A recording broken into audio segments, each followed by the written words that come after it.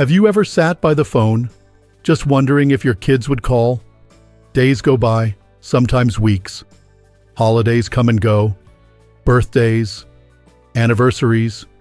You send a message, maybe two, a short voicemail, and nothing. Silence. That aching kind of silence that only someone you love can leave behind. Then suddenly, out of nowhere, your phone lights up. It's them. A text. A casual, "Hey mom," or "How have you been, dad?" Like nothing happened. Like they didn't vanish into thin air for the past 3 months. If this sounds familiar, you're not alone. A lot of people over 60, maybe even most, have faced this emotional roller coaster. And let me tell you, it's hard. You spend decades pouring yourself into raising these kids, feeding them, teaching them, loving them. And then one day, they grow up and drift away. Sometimes they don't just drift, they disappear. But here's the thing. When they pop back up again, you're faced with a tough decision. Do you open your arms and welcome them back without question? Do you keep your distance to protect your heart? Or do you just ignore them the way they ignored you? It's not a question with an easy answer. Because behind that one message, behind that "hey," there's a storm of emotion. Hope, hurt, anger, relief, and maybe even guilt.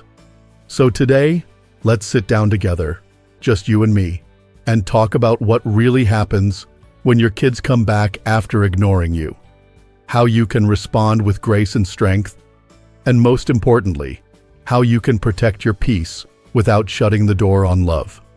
Let's start by being honest with ourselves. When your child ignores you, it hurts. It can feel like rejection, like being erased from their life. And at this age, when many of us are dealing with retirement, health changes, the loss of friends or spouses, being ignored by your own child cuts deep. Because they're not just anybody. They're part of you. But here's something I want you to remember. Their behavior is not a reflection of your worth. Read that again. Their silence doesn't mean you failed. Their absence doesn't mean you're not valuable. Sometimes kids pull away for reasons that have nothing to do with us, and everything to do with where they are in their own lives. They might be stressed, overwhelmed, caught up in a relationship, or maybe they don't know how to communicate their own guilt, confusion, or emotional mess. Sometimes distancing themselves is easier for them than facing uncomfortable truths. And while that's no excuse for leaving you in the dark, it can help you understand one very important thing. Their silence is about them, not about you. So when they reappear, when they finally reach out, it's normal to feel a mix of emotions. You may want to reply right away. You may want to ignore them. Or you might just sit there staring at the message, not knowing what to do. Let's pause there for a moment. Because that moment, right there, the moment when you see their name pop up on your phone again, that's where your power is. That's where you get to decide not just how to respond to them, but how to take care of yourself, your feelings, your heart. You are not powerless. You are not at their mercy. You don't have to respond from a place of pain or desperation. You get to respond from a place of wisdom. And that's what this video is about. Now, the first thing I'd like to gently suggest is, don't react too quickly. Let yourself feel whatever you're feeling, but don't let your emotions do the talking. Give yourself a little breathing room. Step away from the phone. Make a cup of tea. Go for a walk. Talk to a trusted friend. Sometimes just a few hours or even a full day can bring clarity. Because in that initial rush of emotion, it's easy to act out of longing. You might want to welcome them back with open arms just to feel close again. But what if they're only reaching out to ease their own guilt? What if they want something? Or what if they're just testing to see if they can still have a piece of your heart on demand? I know that sounds harsh. But you deserve more than breadcrumbs. You deserve honesty, consistency, and respect. If someone disappears from your life for months or even years, they should understand that re-entering your heart isn't automatic. It's earned. So what do? One of the most powerful things you can do in that moment is to shift the question. Instead of asking, why are they reaching out now? Try asking, what do I need right now? Do you need clarity? Do you need to know why they pulled away? Do you need an apology? Or do you just need space? It's okay to acknowledge your needs. In fact, it's healthy. You've spent most of your life meeting everyone else's needs. Maybe it's time to honor your own. And if you do decide to respond, it doesn't have to be a big emotional message. It can be simple, calm, measured. You don't need to pretend like nothing happened, but you also don't need to jump into confrontation. You can say something like, "Nice to hear from you. It's been a while. I wasn't sure if you wanted to stay in touch." That alone opens the door without giving everything away. It puts the ball in their court. If they're serious about reconnecting, they'll step through that door. They'll explain. They'll make an effort. If not, well, then you'll have your answer. I want you to know this. You are allowed to have boundaries, even with your children, especially with your children. Being a parent doesn't mean you give unconditional access to your time, energy, or emotions, especially when that access hasn't been respected. And boundaries don't mean shutting people out. They simply mean creating a space where love can exist without sacrificing your self-respect. You can love your children deeply and still say, "This hurt me." You can forgive them and still expect better going forward. You can want connection, but not at the cost of your peace. Because peace, at this stage in life, is priceless. You've earned it. Now, some of you might be thinking, but what if I don't respond? What if I miss a chance to fix things? And that's a fair concern. But here's something to think about. If your relationship with your child depends entirely on you always being the one to forgive, to reach out, to hold the door open, then that's not a relationship. That's a one-way street. And it's okay to say, "I'm not walking that street alone anymore." Rebuilding trust and connection is a shared responsibility. Both people have to want it. Both people have to work at it. It's not all on you. That doesn't make you cold. That makes you healthy. And maybe, just maybe, when your child sees that you're not just sitting there waiting, they'll realize the value of what they walked away from, not out of guilt, but out of respect. Respect for the kind of parent and person you've always been. You are not invisible. You are not forgotten. And you are certainly not disposable. Your love has always mattered. It still does. But so does your healing. And if they truly want to be part of your life again, they'll show it. Not just with words, but with effort, with consistency, with care. So the next time that message pops up out of the blue, remember, you are not obligated to respond right away, or at all. You get to choose. You get to lead from strength. And most importantly, you get to protect your heart while keeping it open to real, respectful connection. Now that you've had a moment to really sit with that first message, the unexpected, "Hey, how have you been?" or that vague, "Just thinking about you," and you've reminded yourself that your heart matters, your peace matters. Let's talk about what happens next. Because once the door is cracked open, the hard part begins. This is the moment when a lot of people over 60, especially parents, find themselves stuck. You want to believe the best, that maybe your child has matured, that maybe the silence was just a phase, and now things will be better. You start asking yourself, what if this is our second chance? And listen, I understand that. We're wired for hope, especially when it comes to our children. But here's something gentle I want to share with you. Hope without boundaries is how your heart gets broken over and over again. It's okay to be hopeful, but you have to stay grounded in reality too. When your child reappears, don't assume that everything has changed just because they sent one message. Watch what they do next. Because what they do, not just what they say, is going to show you whether this is real reconnection or just a temporary moment of guilt or curiosity. You'll notice it quickly. If they're just dropping in to relieve their own conscience, they'll keep things surface level. They won't ask about your health, your life, your day. They won't make time to see you or pick up the phone.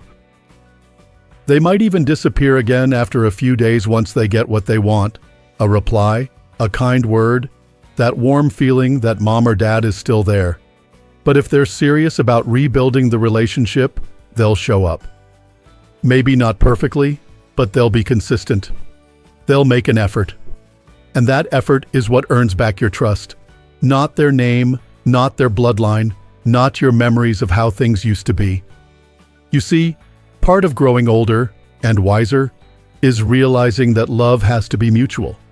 It's not about keeping score. It's about both people doing their part. And you've already done yours. You did the parenting, the forgiving, the waiting, the hoping. You don't have to do it all by yourself anymore. Now, this next part might feel a little difficult, but it's important. If you've decided to reply and the conversation starts again, you need to pay attention to what you're feeling, not just what they're saying. Do you feel seen? Do you feel safe? Do you feel like this person is making space for your emotions? Or are you shrinking again?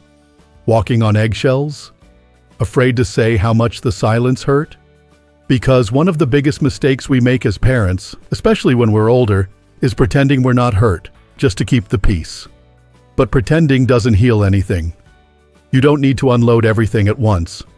But it's okay to say something like, "I'm glad you reached out, but I need you to know that it hurt when you stopped talking to me. I wasn't sure where I stood in your life anymore." That may feel scary, vulnerable, but it's honest.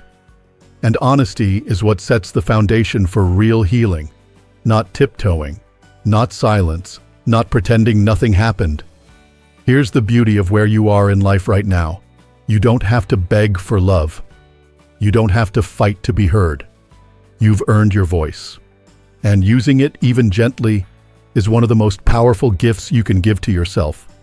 Now, if you say something honest like that, and they respond with understanding, with empathy, with a willingness to listen, that's a beautiful sign. That means there's room to move forward.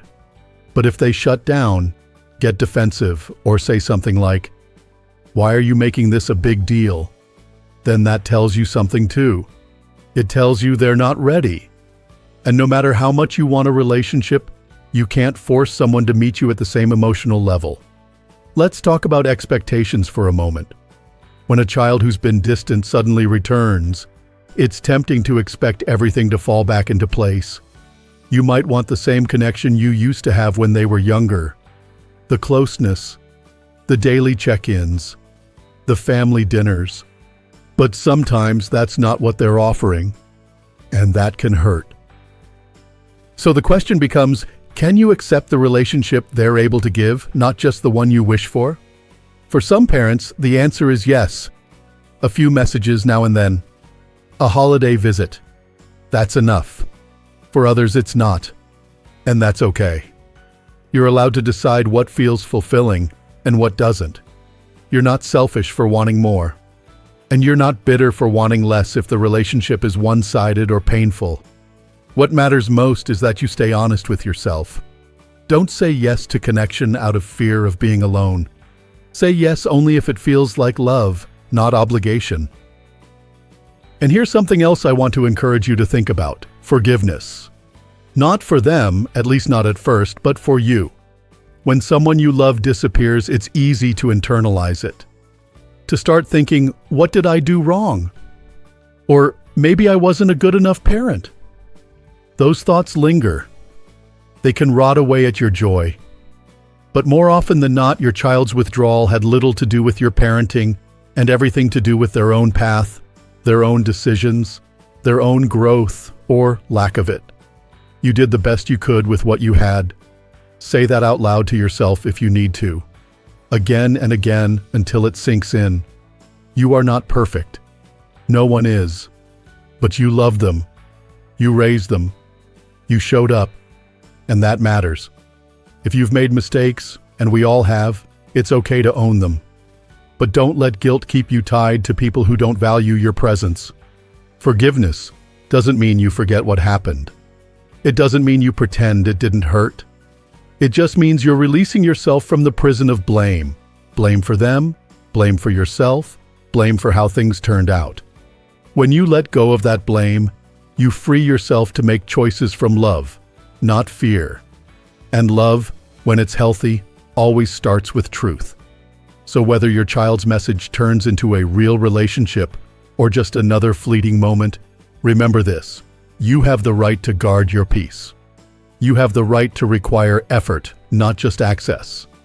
And you have the right to decide what kind of relationship nourishes your soul at this stage in your life. You don't have to chase. You don't have to settle. And you don't have to ignore your feelings just to keep someone in your life who disappears whenever it's convenient. This is your life. This is your heart. And it deserves to be treated with care. Take your time. Don't rush into anything. Let them prove, not just say, that they're here to stay. And even then, go at your pace. You're not too old to draw new boundaries. You're not too old to speak your truth. You're not too old to protect your joy. You're exactly the right age to choose peace over pain, clarity over confusion, and self-respect over empty promises. So here you are, standing at this quiet crossroads. Your child has reached out. You've felt all the emotions, surprise, joy, maybe even suspicion. And now you've given yourself time to breathe, to feel, to respond thoughtfully. Maybe the door to conversation has opened again, or maybe you're still holding it cracked, unsure of what comes next. That's okay. Nothing has to be decided in a day. Relationships, especially with our children, are layered, complicated, full of history and heartbreak and hope. And whether you're building something new or simply getting clarity on where you stand, there's one thing you need to carry with you through every step of this process: your self-worth. Because here's the truth, my friend. If you're always the one keeping the door open, holding the light on, forgiving first, reaching out first, then that's not a relationship. It's a rescue mission. And you're not meant to live your later years carrying the emotional weight of people who don't show up with the same care and intention you do. You may love your children unconditionally. That love is real, deep, unshakable. But unconditional love doesn't mean unconditional access. It doesn't mean you accept inconsistency, rudeness, or disrespect just because they share your blood. It doesn't mean you ignore your needs just to keep them in your life. Some people hear that and think it sounds cold, but I think it sounds like wisdom. Because we're not talking about shutting people out. We're talking about honoring yourself. About saying, if you want to be in my life, I'd love that. But you have to be present. You have to be kind. You have to meet me halfway. Now, let's talk about what to do if things actually start to feel good again. Maybe your child begins calling more often. Maybe they open up. Maybe they say they're sorry, or they start showing up for holidays or just popping by to check in. That can feel wonderful, and I hope it happens for you. But even then, go slowly. Think of it like rebuilding trust after a long winter. The sun might be shining again, but the ground is still cold. It takes time for new roots to settle. Just because someone is back doesn't mean everything's repaired. Reconnection is a journey, not a moment. Allow yourself to feel the joy of hearing their voice again. Allow yourself to smile at their messages. But also allow yourself to keep watching, listening, paying attention. Is this a pattern of care, or just a passing mood? The good news is, with the experience you've gained over the years, you'll feel it. You'll know the difference between someone who wants to be in your life and someone who wants to ease their own guilt. Between someone who sees your worth and someone who's only looking for comfort when they're lonely. Trust that wisdom. You didn't make it to this point in life by accident. You've been through heartbreaks and hard lessons. You've weathered storms. You've rebuilt. You've grown. And all of that life experience is a gift. It gives you the ability to see clearly, to feel deeply, and to know what you need in order to be okay. And if your child is truly ready to build something healthy with you, they'll understand that. They won't get offended by your boundaries. They won't make you feel guilty for asking questions or for being cautious. They'll respect it. They'll respect you. Because the older we get, the more we understand how precious time is, and how important it is to spend that time with people who value us. But what if your child doesn't stick around? What if the message was just a quick check-in, and then nothing again? That might be the hardest part of all. The false hope. The sting of being ignored twice. And I want to say this directly to your heart. If they disappear again, that's not your failure. That's their decision. And it says more about their capacity to love than your worthiness to be loved. Sometimes people don't change, or at least not yet.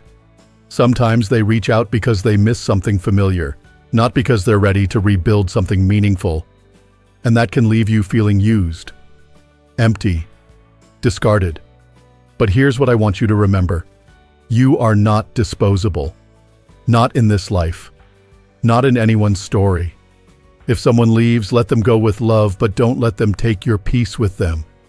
You are allowed to grieve what never became. You are allowed to miss the relationship you hoped for. But don't stay stuck in that grief. Use it as a reason to pour back into yourself. Because there is still so much good in your life.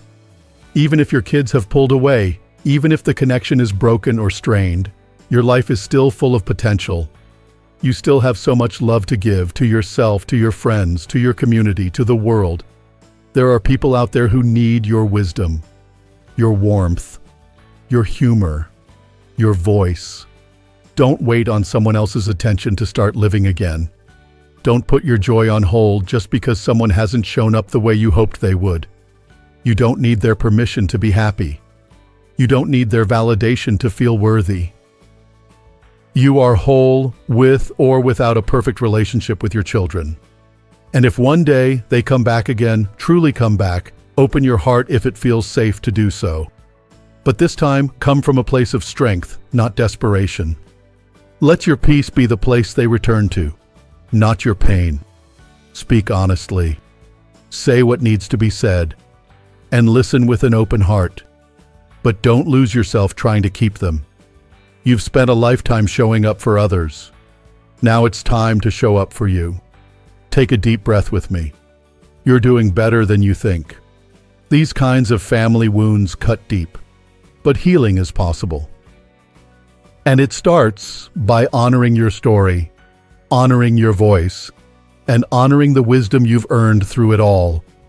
There are no perfect families, no perfect parents, no perfect endings.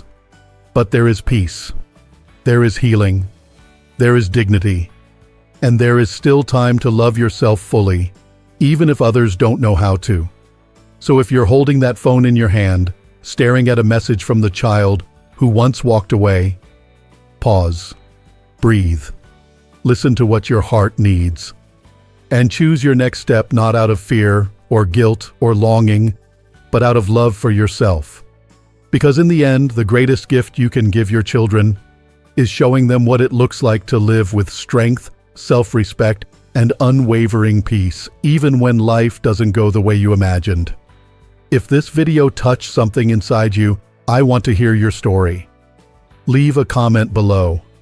Whether you've been reconnected, estranged, confused, or heartbroken, your experience matters. Your voice matters. And if you found comfort here today, I hope you'll like this video and subscribe to our channel, Strong Elderly Life. Because we're building a space for people like you, people with wisdom, heart, and a desire to live fully, no matter what life throws your way. Thank you for spending this time with me. And remember, you deserve peace. You deserve clarity. You deserve real love. Not halfway love, not sometimes love, the real kind. Here's to living your truth. Here's to protecting your heart. And here's to living your best life at any age.